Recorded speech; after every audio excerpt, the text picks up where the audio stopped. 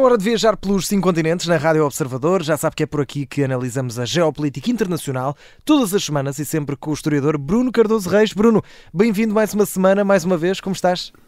Olá, obrigado. Tudo bem? Tudo bem por aí, pelos Estados Unidos da América, já com este fuso horário, já nos estamos a habituar. Está a bom tempo, o que nem sempre é o caso por aqui, mas realmente aqui na capital tem estado um tempo ótimo, sim, muito solarengo. Esperemos que se mantenha assim depois das eleições também. Exato, o ambiente em geral. É isso, principalmente. Vamos falar, obviamente, das eleições dos Estados Unidos. Na segunda parte vamos também às tensões entre o Canadá e a Índia. Também uma viagem de Carlos III, que se diz que pode ser uma viagem de despedida. Já lá vamos. Primeiro, como disse, nesta primeira parte vamos então às guerras e às eleições nos Estados Unidos. É precisamente por aí que começamos. Bruno, estás, como dissemos, no melhor sítio do mundo para nos falar sobre isto. Olhamos primeiro para as sondagens, porque Donald Trump voltou a ter algum ascendente depois da recuperação de Kamala Harris. A pergunta que te faço, Bruno, é: com estes números, podemos dizer que Trump tem a vitória garantida? Bem, é assim, por um lado temos de ter algum cuidado porque as sondagens mais recentes dão, em alguns casos, vantagem a Donald Trump, mas sempre dentro da margem de erro, ou seja, o tipo de vantagem que a Kamala Harris também foi conseguindo, à volta dos 2%. E se olharmos para um indicador um pouco mais seguro, que são aqueles agregadores ou somatórios de sondagens, no fundo que fazem médias de muitas sondagens, de facto aí a Kamala Harris continua com vantagem, embora uma vantagem que está a reduzir-se, mas que anda à volta também dos 2%. Agora, apesar de tudo, eu acho que a pergunta faz sentido.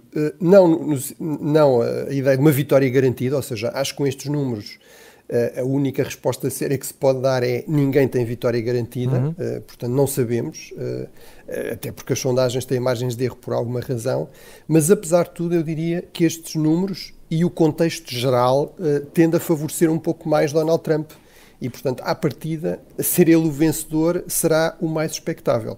Por um lado, porque ele não precisa de vencer as eleições no voto popular. E, tipicamente, os democratas precisam ter uma margem grande no voto popular nacional, para acabarem por vencer naquilo que conta, que são as eleições Estado a Estado, e, em particular, naqueles Estados oscilantes, que nesta eleição são 7. E, portanto, aí realmente, nessa matemática do colégio eleitoral, a partir de Donald Trump tem uma certa vantagem. E as sondagens o que mostram é que Kamala Harris tem ligeiras vantagens nos Estados do Norte, Donald Trump tem ligeiras vantagens nos Estados do Sul, destes Estados oscilantes, Estados como, por exemplo, o Arizona ou a Geórgia, tendencialmente as sondagens favorecem Donald Trump, Estados como a Pensilvânia, o Michigan ou o Wisconsin tendem a favorecer Kamala Harris, e depois há um ou outro que está empatado, em que estão basicamente empatados, como a Carolina do Norte ou Nevada. Mas, além disso, e em termos de contexto, há de facto uma insatisfação dos norte-americanos com a economia. A economia é a primeira prioridade para a maior parte das pessoas. Enfim, voltaremos a esse ponto mais adiante, mas há realmente uma insatisfação muito grande, em particular com a questão da inflação. Apesar dos salários até terem acompanhado muito mais do que na Europa a inflação, os preços estão realmente bastante mais caros, estima-se que há volta de 25% mais caros durante o mandato de Biden, e portanto isso nota-se, e de facto, estando aqui é fácil ver isso, as coisas parecem caras, realmente. É difícil arranjar qualquer coisa a menos de $10 e, portanto, isso irrita muitas pessoas, e falando com as pessoas isso é bastante evidente, e, portanto, isso tende a favorecer quem não está no poder, quem está na oposição e, sobretudo, e como é o caso de Donald Trump também, quem tem respostas muito populistas e simplistas para problemas complicados, como esta questão da inflação ou da desindustrialização, da perda de empregos mais bem pagos nas indústrias mais tradicionais, que é realmente um processo global e que tem muito a ver também com a globalização, que é difícil de gerir porque os países também precisam de exportar e, portanto, se restringem demasiadas importações, se aumentam muitas taxas alfandegárias, isso vai criar problemas depois às suas exportações, guerras comerciais, e também vai ter um efeito de aumentar a inflação, mas realmente, digamos, no discurso de Donald Trump tudo isso não aparece, parece bastante simples. E, portanto, eu diria que, tendencialmente, realmente, Donald Trump tem um certo favoritismo nestas eleições e, portanto, não me espantaria realmente se o resultado final fosse que ele acabasse por vencer, até porque, e terminava com esse ponto, há uma terceira tendência, que é uma tendência, aliás, global, que é a tendência para a rejeição de quem está no poder. Donald Trump já sofreu com isso quando perdeu a sua reeleição. Agora consegue aparecer novamente como uma figura, digamos, renovada, e é também por isso que Donald Trump tenta associar muito Kamala Harris a Joe Biden, e é por isso que ela cometeu um erro quando, recentemente, numa entrevista, disse que não ocorria nada que fizesse diferente em relação ao Joe Biden, e, entanto, já foi corrigindo isso e insistindo que vai ser uma presidente diferente de Joe Biden. Portanto, vamos ver se consegue convencer os eleitores realmente disso. Bruno, normalmente nós deixamos aqui no 5 Continentes as perguntas dos nossos ouvintes para a segunda parte, até mais para o fim do programa, mas esta semana antecipamos porque temos um pedido precisamente sobre os Estados Unidos. Ora, o nosso ouvinte António Ramos, a quem obviamente enviamos um abraço, agradecemos o e-mail, deixa-te esta pergunta: o que é que pesa mais nesta eleição norte-americana, Bruno? São as guerras culturais, como por exemplo o combate ao fenómeno woke, por exemplo, ou a economia? Se é a carteira dos americanos que pesa mais? Bem, muito obrigado ao António pela questão, que é muito pertinente. Já começámos um bocadinho a responder anteriormente, mas realmente é uma questão central e que merece ser respondida de uma forma um bocadinho mais aprofundada. Se nós olharmos para as sondagens, aquilo que aparece realmente como prioritário, de forma destacada, 30%, portanto geralmente o dobro da percentagem que aparece para outras questões, é realmente a questão da economia.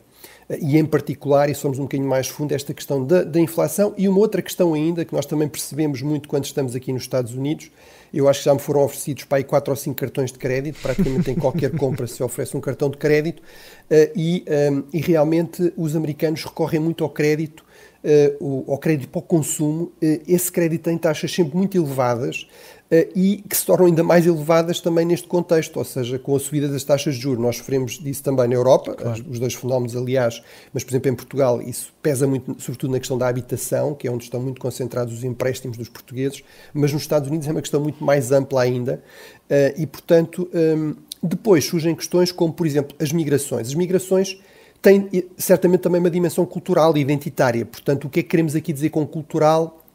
É só esta questão das guerras em torno do wokeismo, de usar as expressões corretas, os pronomes corretos, ou são outras questões, e portanto, mas por exemplo a imigração aparece como logo com números que são metade da economia, ou a questão, por exemplo, do aborto, que é outra questão que podemos ver como parte destas guerras culturais em torno de costumes, de princípios, de normas tradicionais e, no fundo, mudanças nessas normas tradicionais. Mas, claro, por exemplo, se somarmos esses dois, já vamos ter valores próximos da economia, não é? Portanto, apesar de tudo, eu acho que, digamos aqui, o nosso ouvinte tem alguma razão. Eu acho que este fator não deixa de ser importante. Acho que não é por acaso, por exemplo, a campanha de Trump insistiu muito agora, na última semana, em clipes publicitários, que também se vêem com muita frequência aqui nas televisões, por exemplo, de que Kamala Harris estaria a defender mudança, portanto, cirurgia para mudança de género, não é? Para presos, não é? Para pessoas que estão presas no sistema prisional americano, e inclusive para imigrantes ilegais que estão presos no sistema americano. A Kamala Harris lá respondeu, bem, isso é a lei, enfim, mas se houver razões médicas para isso, mas realmente isso é uma forma de, no fundo, procurar lembrar aos eleitores, da parte da campanha de Trump, que Kamala Harris, que o Partido Democrático tem aqui uma visão que para muitos americanos mais conservadores é uma visão muito radical, muito extremista, muito wokeista, ou seja, muito de policiamento da linguagem, de policiamento dos comportamentos, de cancelamento, de repressão, digamos, de expressões ou de frases que de repente passaram a ser inaceitáveis e portanto, tudo isso eu acho que realmente é aqui um elemento também na campanha, e de acordo com alguns especialistas, por exemplo, um sociólogo e especialista em comportamento eleitoral e também de campanha, o Rui Teixeira, que é um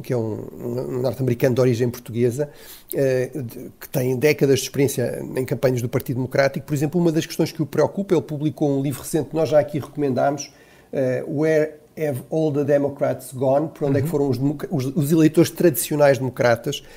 E uma das questões que ele coloca é muitos destes eleitores tradicionais democratas, trabalhadores menos qualificados, homens brancos, trabalhadores menos qualificados em estados como a Pensilvânia, por exemplo, realmente não se identificam com estas mudanças muito radicais de comportamento, linguagem, etc., e sentem-se também, no fundo, apontados, quer dizer, estigmatizados quase pelo partido, por um partido que vem como muito elitista, muito preocupado com debates, digamos, académicos das universidades, etc. E portanto, deixaram de se identificar com o partido. E, portanto, acho que isso é mais um fator que torna mais complicada a vida para os democratas e para Kamala Harris.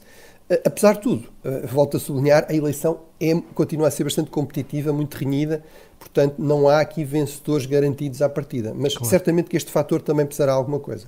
Vamos aguardar até ao próximo dia 5 de novembro, dia das eleições norte-americanas, claro, com destaque amplo aqui na Rádio Observador, onde vai poder ouvir tudo o que acontecer nesse dia eleitoral e marcante para os Estados Unidos e para o mundo.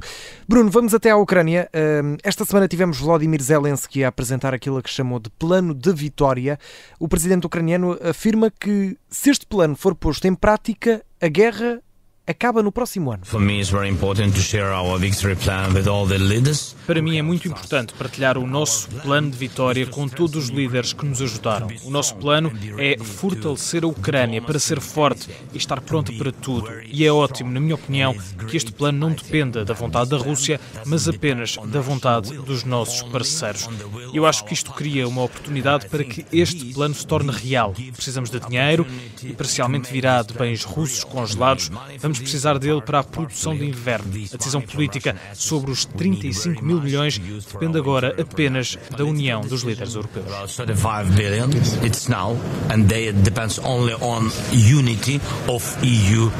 Bruna, afinal, que plano é este? E pergunto também se esta vitória de Zelensky, principalmente, vitória tão rápida no próximo ano, se é realista também. Bem, eu acho que temos de ver isto sobretudo como, digamos, parte do trabalho de Zelensky, como líder de um país em guerra, que é de procurar continuar a motivar as pessoas, claro, depois de um enorme desgaste, não é? Estamos a falar de uma guerra que vai para o terceiro ano, vai completar o seu terceiro ano, e, portanto, realmente isso é um enorme desgaste. Sendo muito claro, muito analítico, não me parece que haja aqui um plano de vitória realista de Zelensky ou de outro ator qualquer, sobretudo de vitória total em relação à Rússia, de vitória militar total em relação à Rússia, mas também não me parece que haja um plano credível, e aqui estou, por exemplo, a pensar em Donald Trump, de negociações, de compromisso, de uma paz pela via diplomática, que dê, por exemplo, reais garantias de segurança à Ucrânia, de que ela não voltará a ser atacada pela Rússia no curto prazo, ou de que, de facto, poderá depois manter-se independente e prosseguir a sua própria política externa. Portanto, um dos pontos de base que eu tenho sempre insistido em relação à análise deste conflito é: não há saídas simples e garantidas e rápidas, seja pela via militar, seja pela via diplomática. Apesar de tudo, eu diria, é possível, e já foi em parte alcançado, uma vitória parcial, com um enorme custo, com um enorme heroísmo da parte dos ucranianos, também com um grande apoio da parte do Ocidente, em particular em termos militares dos Estados Unidos, mas também da Europa, e, portanto, essa vitória parcial, no entanto, para ser mantida, exige a continuação desse esforço, por parte quer da população ucraniana, portanto, uma manutenção do apoio da população ucraniana a este esforço de guerra, e também uma manutenção do apoio, em termos financeiros, em termos económicos, em termos militares, dos países ocidentais à Ucrânia. É exatamente esse é um ponto central aqui deste plano de Zelensky, que a par disso insiste nesta questão, que eu também estou inteiramente de acordo com rever-se uma série de linhas vermelhas artificiais sobre o emprego de armamento para a Ucrânia se defender mais eficazmente contra alvos no interior do território russo, mas que são usados para depois atacar a Ucrânia, lançar mísseis sobre a população ucraniana, preparar ataques sobre zonas do território ucraniano. Portanto, tudo isso me parece fazer bastante sentido. Agora, infelizmente, não me parece também, mais uma vez sendo muito analítico e muito claro e muito objetivo, não me parece que Zelensky tenha conseguido aqui grandes avanços nesse sentido.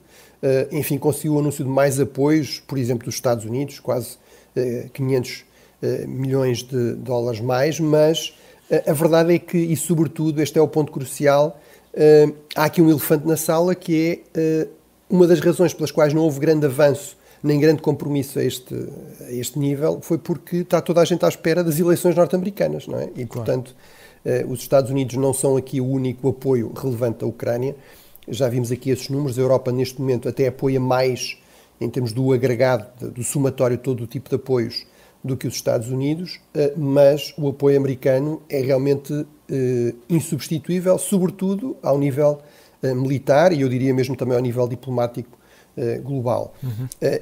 Para haver uma vitória total, o que é que seria realmente necessário? Bem, é algo que não depende, em última análise, da Ucrânia ou dos países ocidentais ou de um plano deste tipo, a não ser indiretamente, ou seja, basicamente seria necessária a mudança do regime na Rússia.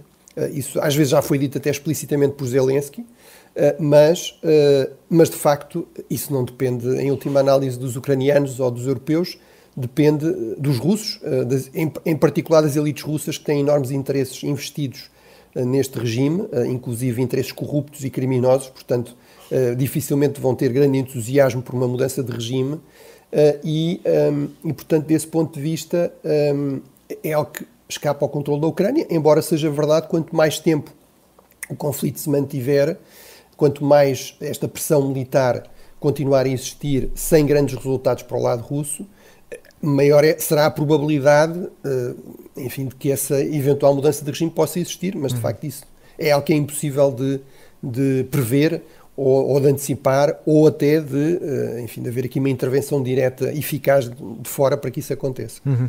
Bruno, nesta primeira parte temos apenas 3 minutos e temos aqui 2 perguntinhas, portanto sugeria 1 minuto e meio para cada uma delas. Vamos ao Médio Oriente. Esta semana o destaque vai precisamente para o posicionamento de alguns países face a Israel, incluindo de Portugal. No debate preparatório do Conselho Europeu desta semana, o primeiro-ministro Luís Montenegro pediu um cessar-fogo imediato, condenou também a força excessiva de Israel. Isto é alguma mudança de posição do governo português, Bruno, muito rapidamente? Não creio que seja uma grande mudança, é eventualmente um ligeiro recalibrar e explica-se uma questão. Portugal, neste ponto, não quer ter uma posição muito diferente dos seus principais parceiros europeus, ao contrário, por exemplo, da Espanha, que assumiu claramente aqui uma posição muito pró-árabe e muito crítica de Israel, quer por razões, aliás, de política interna, enfim, de uma coligação com partidos bastante à esquerda no governo, quer também de política externa, sempre teve uma política muito pró-árabe. Portugal quer basicamente seguir a posição dominante ao nível, sobretudo, do resto da Europa, e aí o que se nota realmente é uma maior impaciência em relação a Israel, mesmo da parte dos países que mais apoiam Israel no contexto europeu, como a Grã-Bretanha ou a Alemanha, e, portanto, desse ponto de vista, parece-me que Portugal decidiu acompanhar, no fundo, essa tendência, e é isso que explica estas declarações. E num minuto também, muito rapidamente, entretanto, Israel anunciou a morte do líder do Hamas, Yahya Sinwar, ele que liderava a organização em Gaza há 7 anos. Que efeito é que esta morte pode ter, Bruno? Bem, permite a Israel declarar vitória e é realmente, objetivamente, um objetivo muito importante. Sinwar não é um líder como outros líderes do Hamas que foram sendo abatidos. Era realmente, claramente, o líder mais importante, mais radical. Foi o principal responsável pelo ataque do 7 de outubro e por uma radicalização violenta do Hamas, que sempre foi um movimento radical e violento e digamos que tendeu a rejeitar qualquer compromisso negociado com Israel, mas com ele ainda mais. E, portanto, tudo isso, diria eu, abre a possibilidade de uma certa viragem de página, daria margem ao governo de Israel para provavelmente dar algum espaço para negociações, para voltar a pensar em termos mais estratégicos e não tanto operacionais, táticos, militares, em termos da região e de prosseguir esta estratégia de procurar normalizar relações com os Estados mais moderados, mais conservadores da região, se quisermos, inclusive a Arábia Saudita. Foi esse um dos grandes objetivos do ataque do 7 de outubro pelo Hamas, com o apoio do Irão, foi descarrilar esses acordos, mas não é para mim todo garantido que seja realmente isso que aconteça e também não é todo garantido que isto seja o fim do Hamas ou da resistência armada palestiniana, porque um fenómeno possível é renovação dentro do Hamas, até com figuras igualmente radicais, ou fragmentação, ou seja, outros movimentos, como a Jihad Islâmica e outros movimentos armados, no fundo, virem substituir aqui o papel do Hamas na luta armada com Israel. Bruno, vamos ao Conselho Europeu, que foi muito marcado pela questão das migrações. Por aquilo que ouvimos, podemos dizer que o velho continente se está a fechar, Bruno? Eu penso que sim, ou seja, naquele saudoso programa, o Café Europa, em que eu participava com o Henrique Porné, com a Madalena Rezende, com o João Diogo, realmente realmente este tornou-se um dos grandes temas, portanto é um tema que vem ganhar de importância nos últimos anos, e eu defendi várias vezes, e penso que os factos têm validado isso, que havia realmente esta tendência, e que era uma tendência em que realmente há partidos de direita radical, de extrema-direita, se quisermos, que têm um peso grande, mas cada vez mais partidos, digamos, do sistema, partidos tradicionais do sistema, de direita mais, mas também de esquerda. Um dos países, por exemplo, que se empenhou nesta agenda foi a Dinamarca, que tem um governo socialista, social-democrata, se quisermos, e, portanto, isto reflete realmente também algo que nós percebemos nas sondagens, que é uma impaciência da opinião pública com a ideia de imigração descontrolada, de fronteiras sem controlos eficazes, e também, por exemplo, num país como a Alemanha, que mais uma vez tem um governo de esquerda, mas onde a extrema-direita tem subido muito, por exemplo, o problema da deportação daquela percentagem muito pequena, mas depois tem um impacto enorme de imigrantes ou refugiados que são acolhidos nos países europeus e depois desenvolvem atividades criminosas ou até terroristas e, portanto, e muitas vezes percebe-se que, de facto, essas pessoas estavam num processo de deportação, portanto, já deviam ter sido expulsas do país, mas isso não tinha sido possível. E, portanto, claramente há aqui uma tendência para um maior fechamento. E eu, aliás, acho que esta é uma tendência global. Estivemos a falar das eleições americanas, Donald Trump encarna isso de uma forma, digamos, quase que espampanante, mas mesmo o Partido Democrático, mesmo Joe Biden, tem uma postura muito mais protecionista, nacionalista do que tinha há uns anos atrás.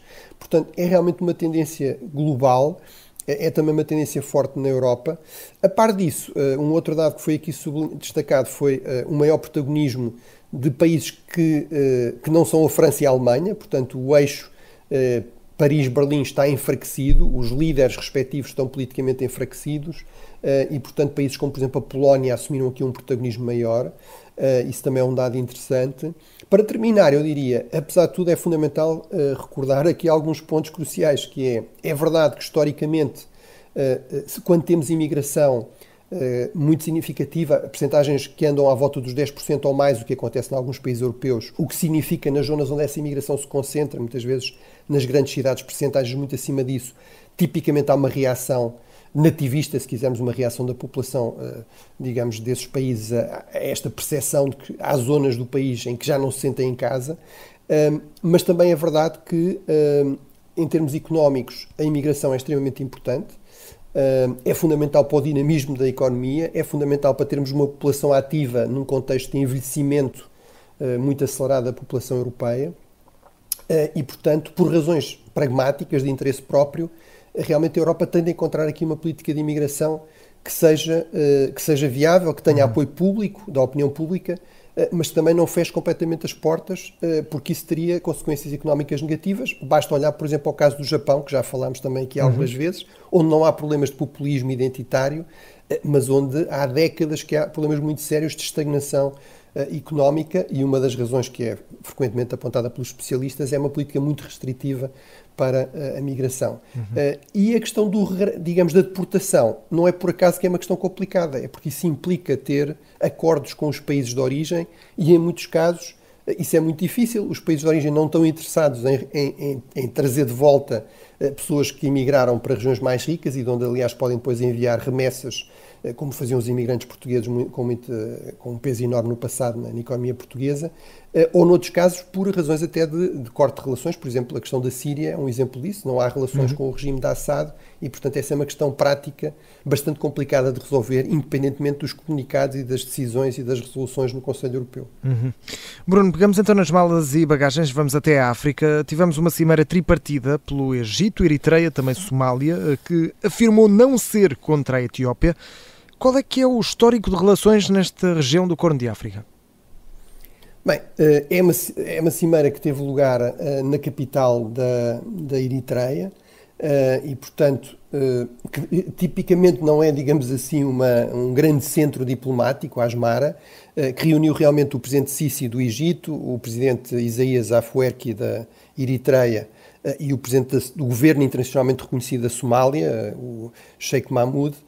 Mas realmente essa declaração é bastante reveladora, ou seja, geralmente é desconfiar, não é? Quando uma cimeira, quando um grupo de países se sente obrigado a dizer nós não estamos contra este outro país, se calhar há ali qualquer coisa. E realmente no comunicado oficial ele começa por dizer uma das prioridades destes 3 países é o respeito pela integridade territorial dos países desta região do chamado Corno da África Oriental. Ora, o problema que está em cima da mesa e que claramente motivou esta cimeira e esta aproximação, convergência crescente entre os 3 países, é o facto da Etiópia ter assinado um acordo com uma região separatista, uma região independente de facto, no contexto da Guerra Civil da Somália, a Somalilândia, que era a antiga Somália britânica, portanto o norte, a zona mais a norte da Somália, para, no fundo, ter acesso ao mar e poder até desenvolver aí um porto. A Etiópia é um país encravado, é um país enorme, com enorme dinamismo, mas encravado, perdeu o seu acesso ao mar com a independência precisamente da Eritreia, e historicamente, ao longo de muitos séculos, esta foi uma preocupação, uma obsessão, uma prioridade estratégica dos sucessivos impérios etíopes.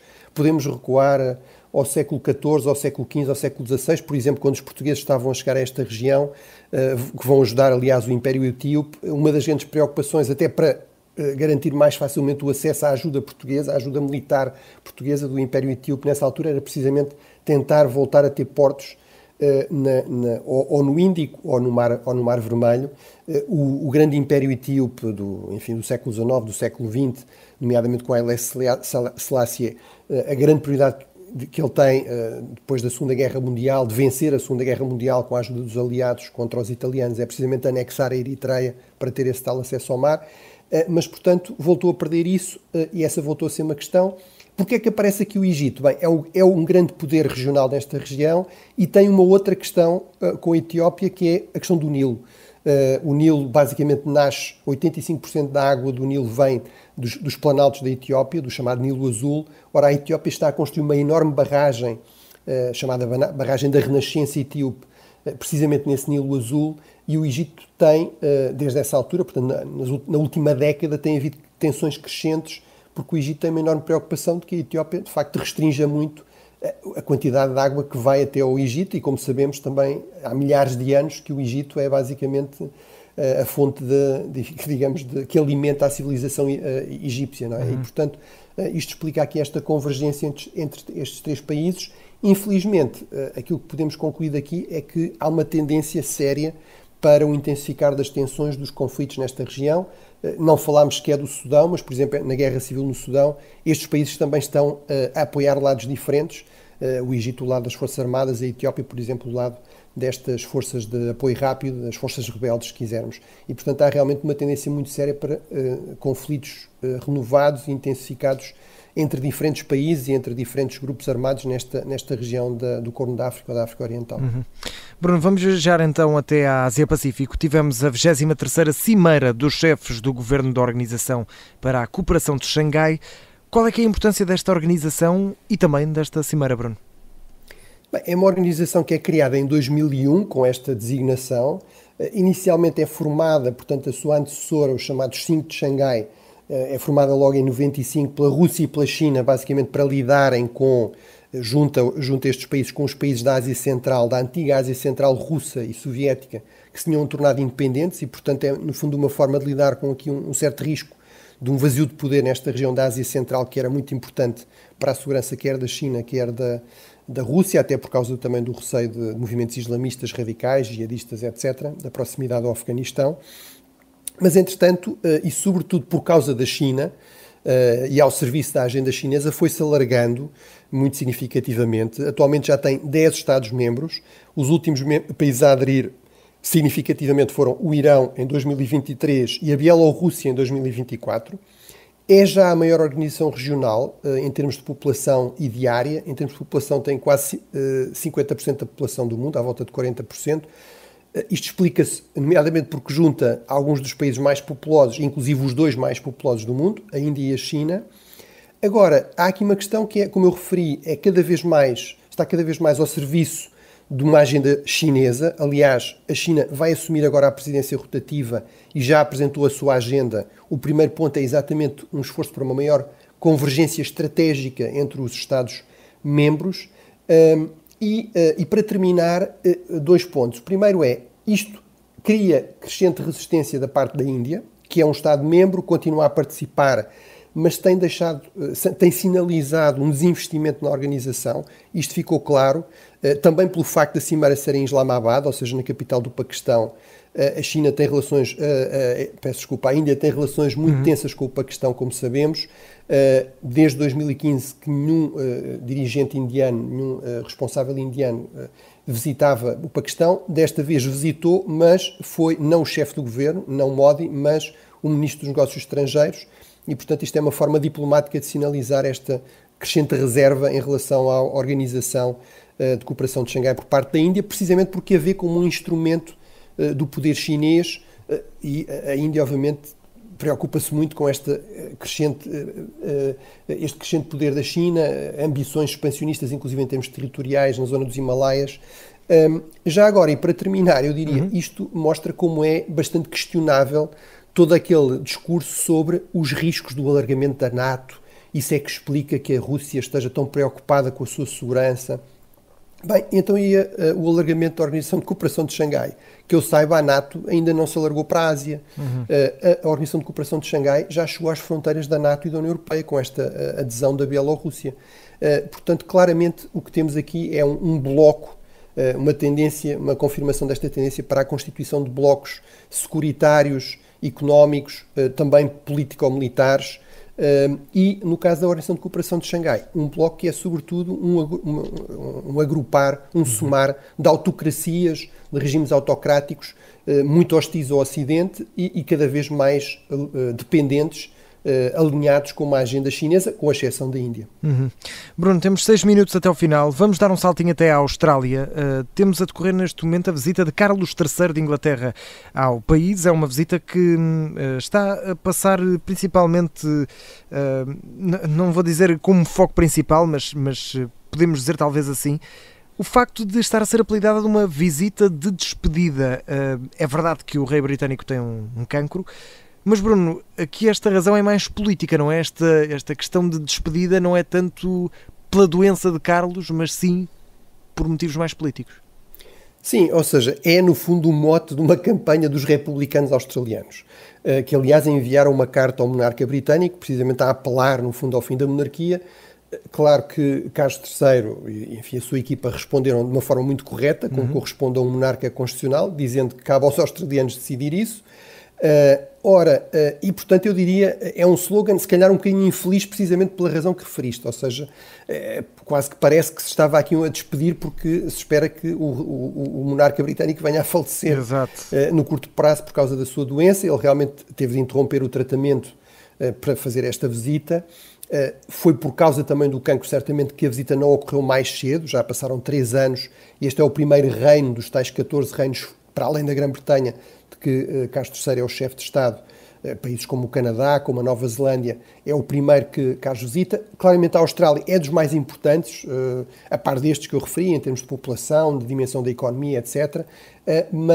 E há realmente esta questão do movimento republicano, mas a verdade é que, por muito que isso, enfim, entristeça os republicanos australianos, não há nenhuma indicação de que o movimento esteja a ganhar força. O atual governo australiano até é um governo de esquerda, do primeiro-ministro albanese, um governo trabalhista. Não há nenhuma indicação de que esteja interessado em organizar um novo referendo, e o último referendo, em 1999, realmente deu uma maioria clara dos australianos a preferirem manter o sistema que existe, que obviamente é uma monarquia constitucional, em que o monarca britânico é representado por um governador-geral, portanto por um elemento da elite australiana escolhido por consenso entre Carlos III e os responsáveis australianos, que o representa. E, portanto, aparentemente os australianos não querem mudar isso. Já agora, e para terminar, nesta visita, Carlos III vai também às Ilhas Samoa para a cimeira do Commonwealth, da comunidade britânica, se quisermos, da CPLP britânica, embora, na verdade, historicamente, a nossa CPLP é que surge um pouco a imitar este modelo da Commonwealth, da comunidade britânica. No caso desta comunidade britânica, a Rainha Isabel II, como agora Carlos III, são, digamos, os presidentes honorários, a cabeça, a expressão em inglês é Head of the Commonwealth. Portanto, ele vai ter também essa função, digamos, de presidir de forma, enfim, honorária, simbólica, esta reunião desta comunidade de mais de 40 países, a maior parte deles antigas colónias britânicas, mas que inclui, por exemplo, e curiosamente, o Moçambique, podemos falar disso noutro programa. Tem mesmo de ser, Bruno, porque temos mesmo de acelerar e vamos pegar nas malas, vamos até à Nova Caledónia. Falamos de um conjunto de ilhas do Pacífico que são território francês e que revogou agora um acordo com o Azerbaijão. Qual é o significado que isto tem, Bruno? Bem, é uma coisa que pode parecer bastante paradoxal e é até certo ponto. São dois territórios extremamente distantes, não é? O Azerbaijão no Cáucaso, a Nova Caledónia é um conjunto de ilhas precisamente em frente à Austrália, mas um território ultramarino francês. O que é que explica isto? Bem, o movimento independentista na Nova Caledónia, que esteve no poder, há uma grande autonomia deste território, assinou um acordo com o Azerbaijão. Houve muitas alegações dos responsáveis franceses de envolvimento do Azerbaijão em campanhas de desinformação em torno daqueles conflitos violentos que falámos aqui também. A Nova Caledónia está a passar também por uma situação económica difícil ligada a uma crise com o preço do níquel, que é o grande minério que anima a economia desta pequena ilha, mas realmente o novo governo, que não é independentista, revogou esse acordo. Aquilo que explica aqui algo com o envolvimento do Azerbaijão, que obviamente o governo azeri nega oficialmente, é a proximidade da França com a Arménia. Obviamente a Arménia tem estado em guerra com o Azerbaijão com alguma frequência nas últimas décadas e a França tem uma enorme comunidade de origem arménia e, portanto, tradicionalmente apoia a Arménia, e isto explica aqui as tensões entre os dois países. Esta relação. Bruno, vamos terminar a nossa viagem desta semana na América do Norte com um olho na Ásia. Há tensões diplomáticas entre o Canadá e também a Índia. Houve mesmo expulsões cruzadas de diplomatas por ambos os países. O que é que aconteceu? Bem, é algo que, para quem ouve com atenção aqui o nosso programa, não será uma surpresa, já falámos disso aqui. É verdade. Houve uma tentativa de assassinato de um independentista sikh, envolvendo realmente a Austrália, uma tentativa que realmente se concretizou, envolvendo a Índia, os serviços secretos indianos, de acordo com o Canadá. A Índia nega isso, mas no fundo isto culminou, depois de muitos meses de tensão, mais de um ano, de facto na expulsão do alto comissário, ou seja, do embaixador indiano. Os países do Commonwealth têm entre si não embaixadores, mas altos comissários, quer a Índia, quer o Canadá são membros do Commonwealth, esta comunidade de países que fizeram parte do Império Britânico, e a Índia retaliou também da mesma forma. Vamos ver se a questão fica por aí, porque há, por exemplo, interesses económicos, há uma enorme comunidade de origem indiana também no Canadá, muito significativos, mas não é garantido que seja assim. Mas vamos ver, portanto, pode ser que com este gesto diplomático haja espaço para depois uma certa viragem de página, mas claramente confirmou-se aquilo que aqui fomos avançando, que era o risco de uma tensão crescente por causa desta questão entre o Canadá e a Índia. Quem ouve os 5 continentes sabe primeiro o que acontece no mundo, um pouco por todo o mundo. Bruno Cardoso Reis. Esperemos que sim. É isso. Obrigado mais uma vez. Voltamos no próximo sábado, claro. Já sabe também que pode enviar as suas perguntas sobre a história, geopolítica internacional, para o Bruno Cardoso Reis, através do e-mail ouvinte@observador.pt. Bruno, muito obrigado. Até para a semana e um forte abraço. Bom fim de semana. Até para a semana.